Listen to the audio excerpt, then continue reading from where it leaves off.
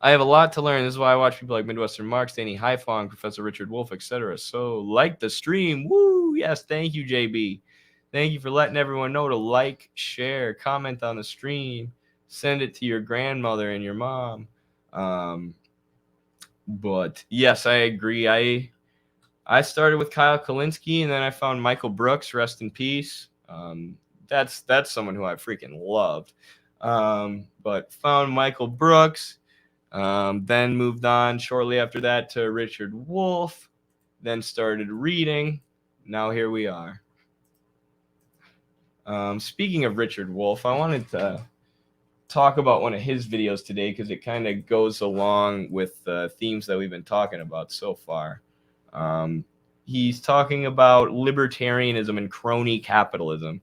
So we've been talking about neoclassical economics and the way that the neoclassicals try and blame everything that the market does wrong or everything that goes wrong with capitalism on the government. You know, the wars are the government's fault. It's not the corporations controlling the government. Starvation's the government's fault. The lack of health care is the government's fault. It's somehow because of Medicare and Medicaid. And another one of the arguments that they make is this is crony capitalism, right? This is capitalism where wealth and power has been concentrated at the top, and then those capitalists at the top use their wealth and power to control the government. So that's not real competition or real capitalism. Real capitalism's competitive and based on free markets, even though capitalist competition leads to monopoly. So let's see what Richard Wolff says. After I answer the super chat, thank you so much, Joker, for the $5 super chat. Really appreciate you supporting our project. What happened to TikTok's strike system and the removal of your account? Yeah, TikTok let us appeal once. This is I'm talking about our 7th account here. So they banned 6 of our accounts. Occasionally they would let us appeal and it would always get put back up if we appealed. But then eventually they would take our accounts down and not give us the option to appeal. So that's what happened recently. It got taken down. I appealed. They pretty quickly put it back up. Then it got taken down again, but there was no option to appeal it. And TikTok didn't even explain what community guidelines we actually violated. So whatever. Now I don't have to go on TikTok that much, though. This is Richard Wolff from Democracy at Work with another Wolff Responds. Here we are 3 weeks before the election, and I want to talk to you about libertarianism, about the idea of crony capitalism. In fact, about all these ideas about a capitalism that is pure or free or perfect or competitive, lots of good words, rather than government infested or government dominated or crony or other bad words. What am I getting at here? I think there is a tendency for the people who want desperately to hold on to the capitalist system to find a way of justifying it, of excusing all the things that are wrong with it, by finding a scapegoat in the government. That's right. If there's things going on in the beloved capitalism that we don't like, extreme inequality, instability of the business cycle, immense power concentrated in a handful of firms, domination of the government by those firms, by capitalists donating the money that keeps the political parties functioning and that allows the candidates to buy the TV time needed to win major elections. If all of those and many more ugly dimensions of modern capitalism are bothering you, say the libertarians, say the critics of crony capitalism, it's because the beauty of capitalism has been sullied. The perfection of capitalism has been marred, and it's the government that does that. There's a debate with like the head of the U.S. Libertarian Party, and I think he's talking to, it's like him versus Caleb Maupin, I think. And Maupin's like, okay, so what is perfect capitalism? What is free competition? The guy's like, he says the American West, like the old West. Like, so what, we're all just supposed to be a bunch of homesteaders and like farmers? Like, you don't think technology is going to advance and you're going to have the formation of like these steel cartels, like the Rockefeller family? You know, you don't think there's going to be huge advancements in industry, and whatever capitalist is on top of that industry, whatever capitalist owns that industry, is going to make insane amounts of money and explode when the market for that commodity explodes. And when, you know, we have the technology to transport things hundreds of miles really fast. Like, of course, commerce is going to lead to the creation of a society that looks nothing like the American West. right? The advancement of the productive forces and of, humans' productive capacity of technology is going to do that on its own. But then if you look at the tendency of, or the tendencies of capitalism that Marx lays out in Capital, like, how are you going to stop accumulation? How are you going to stop accumulation? There's always going to be surplus value produced under capitalism, under a system of wage labor. And the capitalists are always going to take that surplus value and accumulate. And they're always going to be driven to control as many markets and as much of the market as they can, which is always going to lead to concentration unless you have some apparatus come in and break it up, like the government.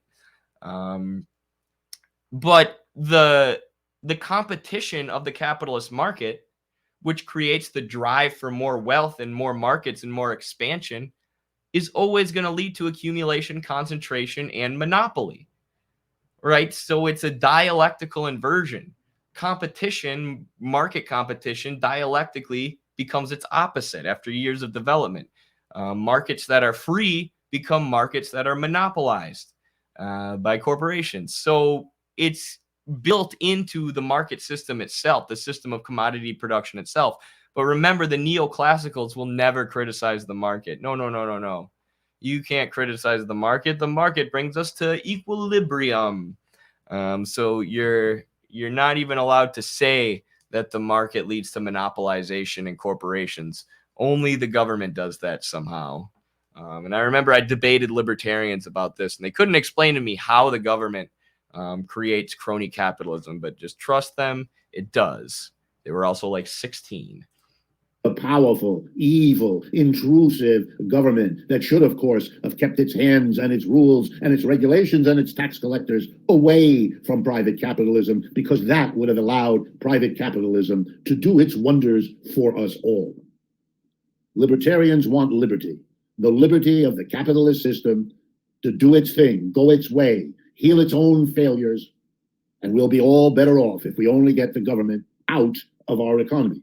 If we stop making it useful for capitalists to cultivate special relationships with government officials, so that we get crony capitalism, capitalism sullied, undone, undermined by the government and the relationships between the government and capitalism. Trying to dissociate the state from the market under capitalism is delusional. Absolutely.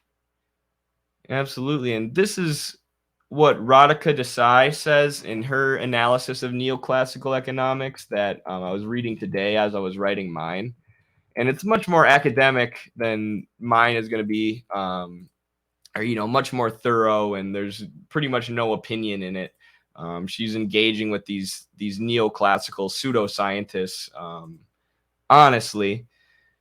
But basically what she's saying is it's freaking absurd to try and detach capitalism from the government, to say that true capitalism is when there's no government, because there's always been a state, right? Any system like capitalism based on value production is going to need a state to, determine what value is, to set the currency, to help bail the capitalists out at times of crisis, to create a welfare, a social safety net for the people that the market doesn't take care of and throws out onto the streets, right? You're always going to need some form of welfare.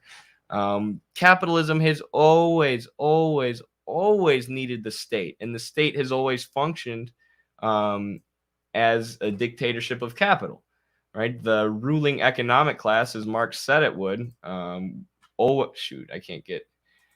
trying to get this all the way up. The ruling economic class, which is the capitalists under capitalism, or like the slave owners and plantation owners under slavery who controlled the government in the American South, whoever's on top of the economy is going to be on top of the politics, right? So it's the same with capitalism. And then under capitalism, the capitalists use the government to do wars of expansion. They use the government to bail themselves out. They use the government to bust unions. They use the government as a tool for their own enrichment and the suppression of the working masses. And you still have these neoclassicals and these libertarians who will be like, nope, the government's actually anti-capitalist. The government's working against the capitalists. Or the government allows crony capitalism, but real capitalism would be awesome. Let's just, instead of a government, we'll just allow all these corporations to make private armies and private police forces. Like, yeah, that'll work. I've literally heard people argue that. Freaking ANCAPs. That's what I get for being on TikTok too much.